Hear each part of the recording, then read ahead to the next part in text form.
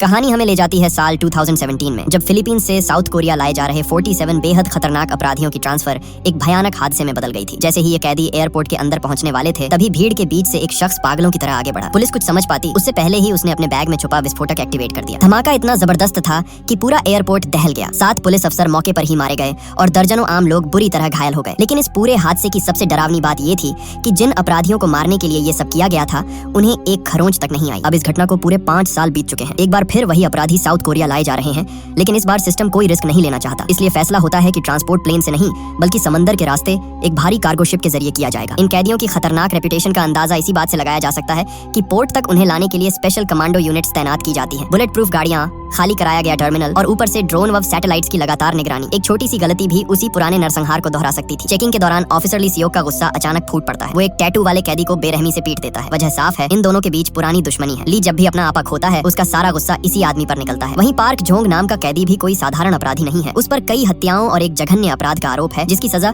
अब उसे कोरिया में मिलने वाली है। इसी बीच कैमरा एक और कैदी पर जाता है, जो देखने में शांत, मासूम और बिल्कुल हार्मलेस लगता है। लेकिन सच्चाई ये है कि यही शख्स इन सब में सबसे ज्यादा खतरनाक है। उसकी चुप्पी ही उसकी सबसे बड़ी ताकत है। उधर एक डॉक्टर अपनी नर्स के साथ पोर्ट पर पहुंचता है। दोनों को इसी शिप के साथ कोरिया जाना है, लेकिन उनका असली मकसद अभी किसी को नहीं पता। इसी समय ऑपरेशन का मास्टरमाइंड वूम कार्गो नेविगेशन हेडक्वार्टर में एंट्री करता है। उसके लोग कंट्रोल रूम में मौजूद सभी स्टाफ को बाहर निकाल देते हैं और पूरा सिस्टम अपने कब्जे में ले लेते हैं। अब हर स्क्रीन, हर रडार और हर सिग्नल उन्हीं के हाथ में है। आखिरकार सभी कैदियों को शिप के अंदर लॉक कर दिया जाता है। समुद्र के बीच पहुंचते ही ली सियोक सख्त चेतावनी देता है कि अब किसी भी तरह की हरकत की कोई गुंजाइश नहीं है। यहाँ से भागने का मतलब सीधा मौत है। लेकिन सवाल ये है, क्या ये सफर सच में इतना कंट्रोल में रहेगा, या समंदर के बीच एक बार फिर खून और तबाही लिखी जा चुकी है। जहाँ एक तरफ पूरे शिप पर तैनात अधिकारी अपनी अपनी ड्यूटी संभाल चुके थे, वहीं दूसरी तरफ वही डॉक्टर चुपचाप अपनी अगली चाल चल रहा था। वो इधर उधर नजर डालता है और बिना किसी को बताए कुछ सिरिंज अपने बैग में छुपा लेता है। इसके बाद वो सामान्य तरीके से चलता हुआ शिप के निचले हिस्से की तरफ बढ़ जाता है। रास्ते में उसकी कई ऑफिसर से मुलाकात होती है, लेकिन उसका शांत व्यवहार और डॉक्टर की यूनिफॉर्म किसी के मन में शक पैदा नहीं होने देती। कुछ देर बाद वो एक सीक्रेट मैप की मदद से शिप के उस हिस्से तक पहुंच जाता है, जिसके बारे में ज्यादातर क्रू मेंबर्स को भी कोई जानकारी नहीं थी। अंदर कुछ हथियारबंद लोग मौजूद थे, जो एक अजीब सी हालत में पड़े इंसान पर नजर बनाए हुए थे। उसकी आंखें पूरी तरह सील थीं और चेहरे पर ऑक्सीजन मास्क लगा हुआ था। साफ समझ आ रहा था कि वो मरा नहीं है, बल्कि किसी तरह इस हालत में जिंदा रखा गया है। जब डॉक्टर उसका मुंह खोलता है,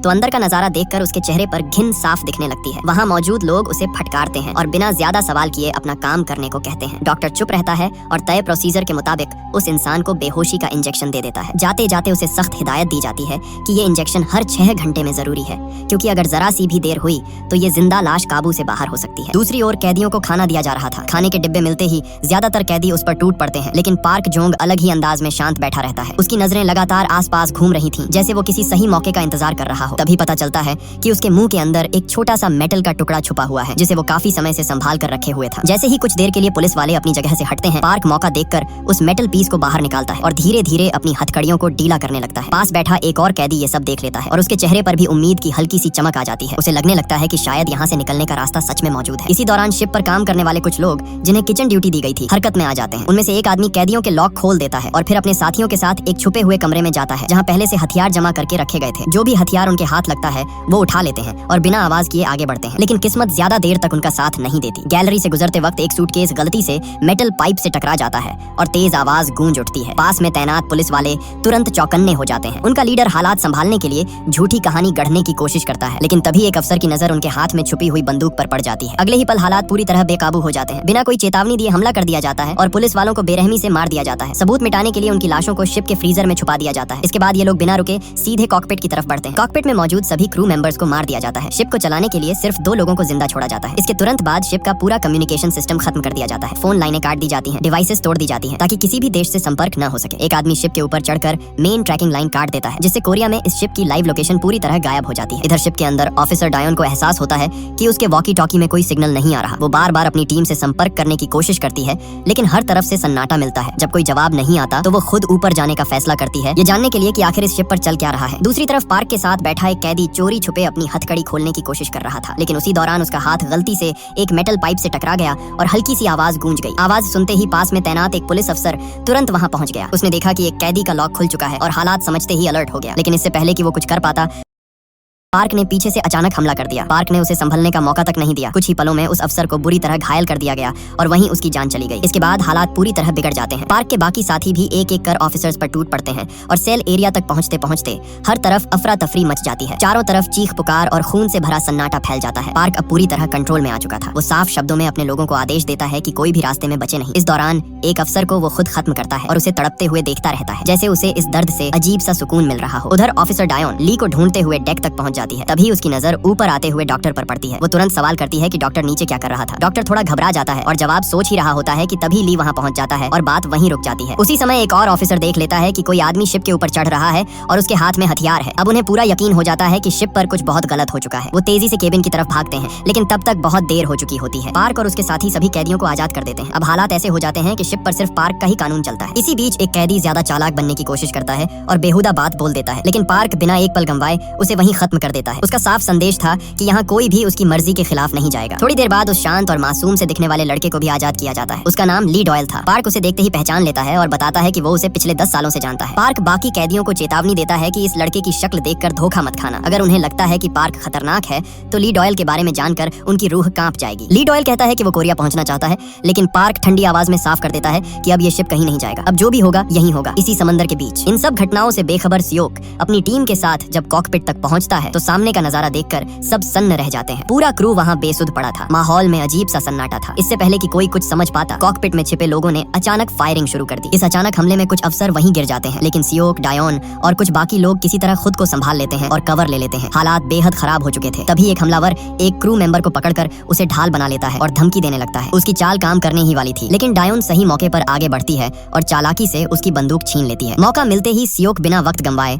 उसे खत्म कर देता है। पायलट बुरी तरह डरा हुआ था, लेकिन हिम्मत जुटाकर बताता है कि इंजन रूम में एक सैटेलाइट फोन रखा है जिससे अभी भी कोरिया से संपर्क किया जा सकता है। ये सुनते ही सियोक को उम्मीद की एक छोटी सी किरण नजर आती है। उधर गोलियों की आवाज सुनकर डॉक्टर का चेहरा उतर जाता है। वो नर्स से पूछता है कि क्या उसने भी बाहर से फायरिंग की आवाज सुनी है, लेकिन नर्स शराब के नशे में थी और उसे लगा डॉक्टर मजाक कर रहा है। वो हंसते हुए कहती है कि वो जाकर देख लेगी। डॉक्टर तुरंत उसे रोक लेता है, दरवाजा बंद करता है और कमरे को अंदर से लॉक कर देता है। इस वक्त शिप पर हालात ऐसे बन चुके थे कि पुलिस को लग रहा था कि कैदी ही सबसे बड़ा खतरा है और कैदियों को लग रहा था कि पुलिस उनकी जान के पीछे पड़ी है। लेकिन किसी को भी ये अंदाजा नहीं था कि असली खतरा तो नीचे शिप के सबसे गहरे हिस्से में जाग चुका है। समय पर दवा न मिलने की वजह से वो इंसान जिसे सब मरा हुआ समझ रहे थे अब फिर से हरकत करने लगा था। इसी दौरान पार्क अपने लोगों के साथ इंजन रूम की तरफ बढ़ता है। रास्ते में जो भी उनके सामने आता है वो उसे रोकने की जरूरत तक नहीं समझते। इंजन रूम में पहुंचकर वो वहां मौजूद बचे हुए लोगों को काबू में कर लेते हैं और सबसे पहले सैटेलाइट फोन को पूरी तरह नष्ट कर देते हैं। अब शिप का बाहरी दुनिया से कोई संपर्क नहीं बचता। चीफ इंजीनियर डरते हुए कहता है कि उसके बिना ये शिप आगे नहीं बढ़ सकती। उसकी बात सुनकर कैदी ठाका लगाते हैं। उनका मकसद शिप चलाना था ही नहीं। वो कहते हैं कि यही बात उसके बाकी साथी भी कह चुके थे। पार्क आगे बढ़ता है, लेकिन तभी ली बीच में आकर उसे रोक देता है और साफ कहता है कि अब बहुत हो चुका है। दोनों के बीच टकराव होने ही वाला होता है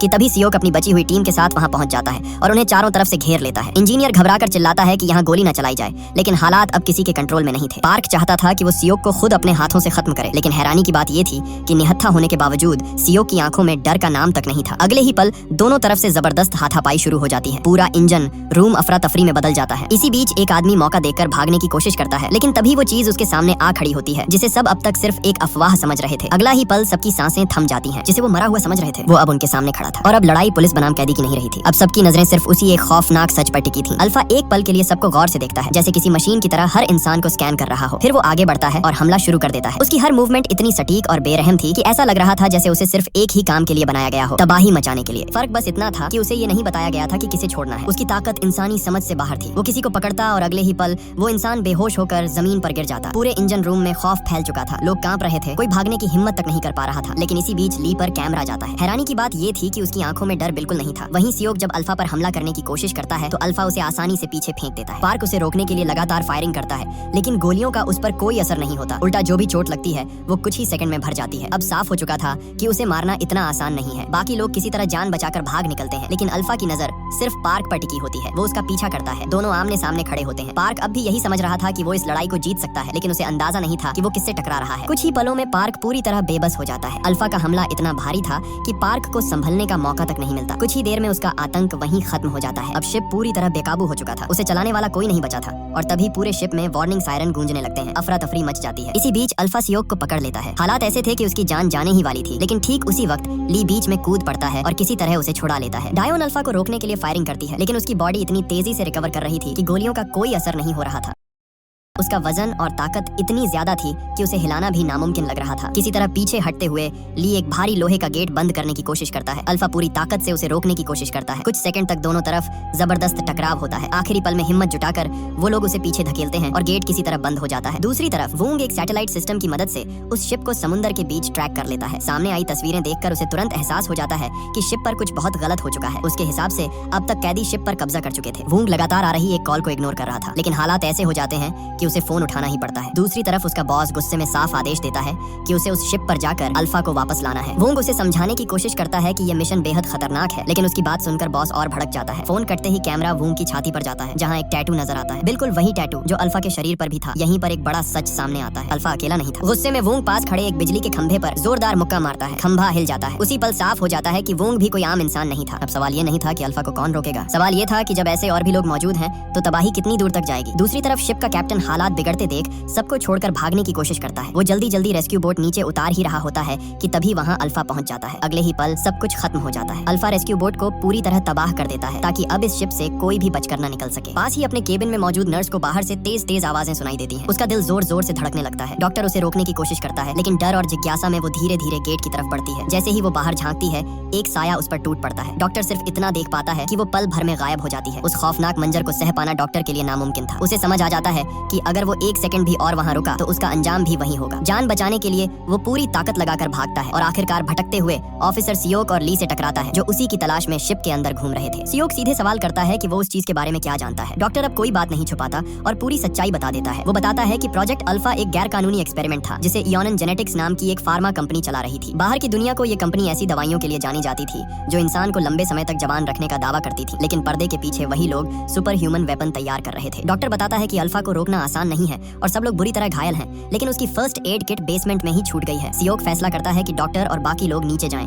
जबकि वो खुद देखने जाता है कि कहीं और कोई जिंदा तो नहीं बचा। इसी बीच शिप के एक और हिस्से में कुछ फीमेल प्रिजनर्स बड़ी चालाकी से अपनी निगरानी कर रही ऑफिसर को काबू में कर चुकी थी। बाहर दो कैदी पहरा दे रहे थे, तभी अचानक गेट पर जोरदार धमाका होता है। इससे पहले कि कोई प्रतिक्रिया देता, गेट टूटकर अंदर गिर जाता है। अगले ही पल वहाँ अल्फा खड़ा होता है। जो भी उसके सामने आता है उसे संभलने का मौका तक नहीं मिलता। वहाँ मची अफरा तफरी में कुछ लोग भाग निकलते हैं और जो नहीं भाग पाते उनका अंजाम बहुत बुरा होता है। उधर डॉक्टर, ली और बाकी लोग बेसमेंट तक पहुंच चुके थे। वहाँ का नजारा देखकर ली एक पल के लिए रुक जाता है। जिन गार्ड्स को अल्फा पर नजर रखने की जिम्मेदारी दी गई थी वो सब वहाँ पड़े थे। चारों तरफ तबाही के निशान साफ दिख रहे थे। डॉक्टर को राहत मिलती है जब उसे अपनी फर्स्ट एड किट वहीं मिल जाती है। वो तुरंत एक घायल बूढ़े कैदी का इलाज शुरू कर देता है। ली भी बुरी तरह जख्मी था, लेकिन अजीब बात ये थी कि वो अपने घाव किसी से छुपाने की कोशिश कर रहा था, जैसे वो नहीं चाहता हो कि कोई उसकी हालत समझ पाए। शिप पर अब साफ हो चुका था कि हालात इंसानों के हाथ से निकल चुके हैं। अब सवाल सिर्फ बचने का नहीं था, सवाल ये था कि इस तबाही को रोकेगा कौन। इसी दौरान डायोनन के हाथ एक सीक्रेट फाइल लगती है। फाइल के कवर पर लिखा था कि इसमें 1943 के कुछ सोल्जर्स का रिकॉर्ड है। जैसे ही वह पन्ने पलटती है, उसकी नजर एक पुरानी तस्वीर पर टिक जाती है। उसे देखते ही उसका चेहरा सख्त हो जाता है। ये वही शख्स था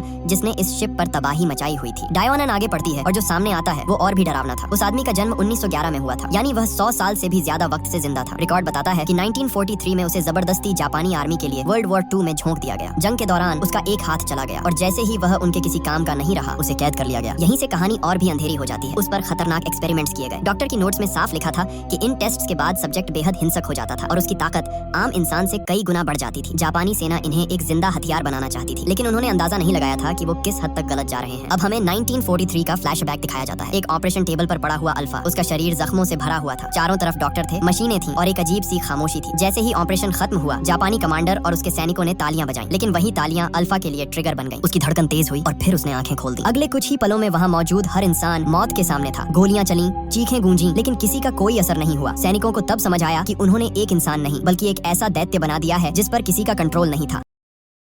एक डॉक्टर ने उसे बंद करने की कोशिश की, लेकिन वो उसकी सबसे बड़ी गलती साबित हुई। इसके बाद अल्फा इस शिप तक कैसे पहुंचा, ये आज भी एक अनसुलझा राज ही था। वर्तमान में लौटते हैं। सियोक जब फीमेल प्रिजनर्स के सेल तक पहुंचता है तो वहाँ भी सिर्फ सन्नाटा और लाशें मिलती हैं। कुछ ऐसी हालत में थी कि देखकर समझ आ जाता है कि उन्हें बचने का मौका तक नहीं मिला। उधर बचे हुए लोग जान बचाकर लिफ्ट में घुसते हैं। लिफ्ट नीचे जा ही रही होती है कि अचानक ऊपर से जोरदार झटका लगता है। अल्फा लिफ्ट पर कूद चुका था। एक झटके में केबल टूट जाती है और लिफ्ट हवा में अटक जाती है। लोहे की चादर उसके हाथों में कागज की तरफ फट जाती है। एक कैदी को वह पकड़ लेता है। सियोक दौड़ता हुआ आता है। वह एक फीमेल प्रिजनर को बाहर निकालने में कामयाब हो जाता जाता है, लेकिन दूसरा कैदी पीछे रह जाता है। उसे भी पता था कि वो बच नहीं पाएगा, इसीलिए वह आखिरी दम तक अल्फा को रोकता है। कुछ ही सेकंड बाद लिफ्ट टूट जाती है और दोनों नीचे गिर जाते हैं। धमाके की आवाज पूरे शिप में गूंज जाती है। सियोक जब नीचे झांकता है तो हैरान रह जाता है, अल्फा अब भी जिंदा था। उसी वक्त वुंग अपनी टीम के साथ शिप पर पहुंच चुका था। लैंड करने से पहले उसके लोग खुद को सुपर सोल्जर सीरम इंजेक्ट करते हैं, जिससे उन्हें थोड़ी देर के लिए असामान्य ताकत मिल जाती है। इधर सियोक जान बचाकर किचन में घुसता है। वह दरवाजा बंद कर देता है और एक कैदी को फ्रीजर में छिपने को कहता है, लेकिन अल्फा को रोकना इतना आसान नहीं था। वह दरवाजा तोड़कर अंदर आ जाता है। गोलियां बेकार साबित होती हैं। सियोक पूरी ताकत से लड़ता है, चोट खाता है, गिरता है, फिर उठता है। उसके अंदर डर नहीं, सिर्फ जिद थी। लेकिन आखिरकार अल्फा का एक वार सब खत्म कर देता है। सियोक वहीं गिर जाता है। फ्रीजर के अंदर छिपी फीमेल प्रिजनर से गलती से आवाज निकल जाती है। अल्फा बाहर से ही रुक जाता है। वह शरीर की गर्मी महसूस करके शिकार ढूंढता था। लड़की सांस रोककर लाशों के बीच पड़ी रहती है। अल्फा उसके इतना करीब आ जाता है कि उसकी सांसें महसूस होने लगती हैं, लेकिन अंदर की ठंड उसकी जान बचा लेती है। उसी पल हेलीकॉप्टर की आवाज गूंजती है। अल्फा का ध्यान उधर चला जाता है और वो वहां से चला जाता है, लेकिन खतरा अभी टला नहीं था। वुंग जैसे ही शिप के अंदर कदम रखता है, उसके चेहरे पर हल्की सी मुस्कान आ जाती है। चारों तरफ लाशें बिखरी पड़ी थीं। ऐसा लग रहा था जैसे यहाँ कोई जंग नहीं बल्कि कत्लेआम हुआ हो। उसके सोल्जर्स एक एक डेक, एक एक कॉरिडोर को चेक करते हैं, लेकिन उन्हें कोई जिंदा इंसान नजर नहीं आता। तभी अचानक एक फीमेल प्रिजनर जान बचाकर उनकी तरफ दौड़ती हुई आती है। उसकी सांसें फूली हुई थीं, आवाज कांप रही थी। वो चिल्लाकर कहती है कि यहाँ रुकना मौत को बुलाने जैसा है, वो चीज फिर आ जाएगी। लेकिन उसकी बात पूरी होने से पहले ही वुंग ट्रिगर दबा देता है। एक ही गोली में उसकी आवाज हमेशा के लिए खामोश हो जाती है। गोली की आवाज सुनकर डायन और डॉक्टर भागते हुए वहाँ पहुंचते हैं। सामने पड़ी लाश देखकर दोनों समझ जाते हैं कि ये लोग रेस्क्यू टीम नहीं है। डायन हालात को संभालने की कोशिश करती है और उन्हें सरेंडर करने को कहती है। वुंग बिना पलक झपकाए उसे भी गोली मार देता है। अब डॉक्टर की बारी थी, लेकिन उससे पहले कुछ ऐसा होता है जिसकी किसी ने उम्मीद नहीं की थी। एक साया बिजली की रफ्तार से आगे बढ़ता है और अगले ही पल वुंग के सोल्जर्स हवा में उछलने लगते हैं। कोई दीवार से टकराता है, कोई फर्श पर गिरकर बेहोश हो जाता है। ये सब इतना तेज होता है कि आंखें धोखा खा जाएं। वुंग हैरान रह जाता है। वो सामने खड़े आदमी को गौर से देखता है, फिर अचानक उसके कपड़े फाड़ देता है। उसकी छाती पर बना हुआ वही निशान देखकर वुंग की आंखें फैल जाती हैं। अब उसे समझ आ गया था, ये उनमें से ही एक था। ली इस शिप में गलती से नहीं आया था, वो खुद यहाँ पहुंचा था, सिर्फ और सिर्फ इन्हीं तक पहुंचने के लिए। वुंग की यादों का दरवाजा खुल जाता है। सालों पहले दो गैंग्स के बीच खून खराबा हुआ था, एक दूसरे को खत्म कर देने वाली वो रात। दर्जनों लाशें और उन्हीं में एक लाश लीकी भी थी। कम से कम सब यही समझते थे। वुंग ने उन सब शवों को एक्सपेरिमेंट के लिए भिजवा दिया। दर्जनों बॉडीज में सिर्फ एक पर उनकी दवा ने असर दिखाया, वही था ली। लेकिन कुछ घंटों तक जब उसकी बॉडी में कोई हलचल नहीं हुई तो उसे भी मरा हुआ मान लिया गया। आदेश मिला कि सब लाशें ठिकाने लगाई जाएं। उन्हें एक पिग फार्म में ले जाया गया। वहाँ एक केमिकल छिड़का गया ताकि सुअर उन्हें अपना चारा समझ लें। लेकिन तभी ली को होश आ गया। जब उसने सुना कि उसे जिंदा दफन करने की तैयारी हो रही है तो उसने वहाँ मौजूद हर एक आदमी को मार डाला। खून से लथपथ उस जगह से वो भाग निकला। उसी दिन उसे एहसास हुआ कि वो अब पहले जैसा इंसान नहीं रहा। उसने अपनी ताकत छुपाने की कोशिश की, दुनिया से दूर रहने लगा, चाहता था कि उसका अतीत वहीं दफन रहे। लेकिन वुंग ने उसे चैन से जीने नहीं दिया। उसने ली की फैमिली को ढूंढ निकाला। उसकी पत्नी, उसका बेटा, दोनों को बेरहमी से मार दिया गया और वहीं से ये खेल शुरू हुआ। शिप पर जो कुछ भी हुआ, जो खून बहा, जो मौतें हुई, वो सब अचानक नहीं था। ये सब ली की सालों पुरानी प्लानिंग का हिस्सा था। वो सिर्फ बचने नहीं आया था, वो बदला लेने आया था। ली और वुंग की भिड़ंत अपने चरम पर थी कि तभी अचानक माहौल बदल जाता है। भारी कदमों की आवाज आती है और अगले ही पल अल्फा वहाँ आ खड़ा होता है। उसकी मौजूदगी से ही हवा भारी लगने लगती है। वुंग बिना घबराए अपने सोल्जर्स को आदेश देता है, बाकी कहीं भी नहीं, सिर्फ इसके सिर पर फायर करना। आदेश मिलते ही गोलियों की बरसात शुरू हो जाती है। अल्फा खुद को ढाल बनाते हुए आगे बढ़ता है। गोलियां उसके शरीर से टकराकर गिरती जाती हैं और वो एक एक करके सोल्जर्स को बेरहमी से खत्म करता चला जाता है। इसी अफरा तफरी में डॉक्टर और वो कैदी मौका देखते ही वहाँ से भाग निकलते हैं। बाहर पहुंचते ही उनकी नजर हेलीकॉप्टर पर पड़ती है जो अब भी वहीं खड़ा था। दोनों बिना सोचे समझे उसमें कूद जाते हैं और पायलट के सिर पर बंदूक रखकर उड़ने का हुक्म देते हैं। लेकिन यही उनकी आखिरी गलती साबित होती है। पायलट पलटकर एक पल में दोनों को गोली मार देता है और इसी के साथ इस शिप पर मौजूद हर आम इंसान की कहानी खत्म हो जाती है। अब यहाँ सिर्फ मेटा ह्यूमंस बचे थे। अंदर वुंग और अल्फा आमने सामने थे। अल्फा ने उस पर हमला किया, लेकिन वुंग बाकी लोगों जैसा आसान शिकार नहीं था। वो मुस्कुराते हुए कहता है, तुम बहुत कीमती हो, अफसोस तुम्हें खत्म करना पड़ रहा है, लेकिन चिंता मत करो, तुम्हारा रिप्लेसमेंट तैयार है। इसके बाद जो हुआ वो किसी लड़ाई से कम नहीं था, बल्कि एक एग्जीक्यूशन था। वुंग अपनी पूरी ताकत झोंक देता है और आखिरकार बेरहमी से अल्फा का गला चीरकर उसे हमेशा के लिए खामोश कर देता है। अब शिप पर सिर्फ दो लोग जिंदा थे, वुंग और ली। दोनों की टक्कर जबरदस्त थी, ताकत दोनों में बराबर थी, लेकिन वुंग का मिलिट्री अनुभव ली पर भारी पड़ रहा था। हर वार में ट्रेनिंग झलक रही थी। ली कमजोर पड़ने लगता है। उसे खत्म करने से पहले वुंग उसके करीब आता है और ठंडी आवाज में कहता है, तुम्हारा बेटा बिल्कुल तुम्हारी तरह दिखता था, तुम्हें मारते हुए वही दिन याद आ रहा है जब मैंने उसे मारा था। ये शब्द ली के दिमाग को जला देते हैं। उसका गुस्सा फट पड़ता है। वो पागलों की तरह वुंग पर टूट पड़ता है। एक के बाद एक चाकू घोंपता है और फिर पूरी ताकत से ऐसी लात मारता है कि वुंग रेलिंग तोड़ता हुआ सीधे समुद्र में गिर जाता है। लेकिन ली यही नहीं रुकता, वो भी बिना सोचे नीचे कूद जाता है। समुद्र की गहराई में वो तब तक वुंग को मारता रहता है जब तक उसकी सांसें पूरी तरह थम नहीं जाती। उस काली रात के बाद अगली सुबह सूरज उगता है। न्यूज चैनलों पर शिप में हुए इस खौफनाक कत्लेआम की खबर नेशनल हेडलाइन बन चुकी होती है। आखिरी सीन में हम वुंग के बॉस को देखते हैं जो एक नई फैसिलिटी में अपने अगले टेस्ट सब्जेक्ट का निरीक्षण कर रहा होता है। एक साइंटिस्ट घबराते हुए कहता है कि हालात बहुत खतरनाक हैं, प्रेशर जरूरत से ज्यादा है। बॉस हल्की मुस्कान के साथ जवाब देता है, डरो मत, सब कंट्रोल में है, हम कभी पकड़े नहीं जाएंगे। आखिरी सीन में हम वुंग के बॉस को देखते हैं जो एक गहरी सांस लेकर एक अंधेरी सेल में कदम रखता है। वहाँ चारों तरफ सन्नाटा है, लेकिन उसकी नजर तुरंत उस बच्चे पर पड़ती है जो एक कोने में कैद है। उस मासूम की आंखों में वही चमक है जो ली में हमेशा रहती थी। धीरे धीरे सच सामने आता है, वो बच्चा ली का बेटा था। वुंग ने उसे मारने की बजाय कैद में रखा था। क्यों? क्योंकि उसमें भी वही सुपर ह्यूमन पावर थी जो ली में जन्म से थी। ली को अब तक ये पता नहीं था। उसे हमेशा यही लगता रहा कि उसका बेटा मर चुका है। उसने अपने बेटे को खोया नहीं, बल्कि वुंग और उसके लोग उसे छुपाकर बड़े कर रहे थे। ये खुलासा उसकी आंखों में आग भर देता है। फिर अचानक समुद्र की तेज लहरें उसे बहा ले जाती हैं। ली खुद को पानी में पाता है और लहरों के बीच उसे एक बीच दिखाई देता है। चारों तरफ बिखरे कचरे और टूटे फूटे मलबे को देखकर उसे समझ आ जाता है वो अब कोरिया में है। लेकिन अब सवाल ये था, ली अगले कदम में क्या करेगा? अपने बेटे को कैसे बचाएगा और वुंग के खिलाफ अपनी पूरी ताकत कब इस्तेमाल करेगा? ये रहस्य अगले पार्ट में खुलने वाला है। क्या आप इसके अगले सीक्वल के लिए तैयार हैं? कमेंट बॉक्स में अपनी राय जरूर लिखें। मिलते हैं नेक्स्ट वीडियो में। Thanks for watching.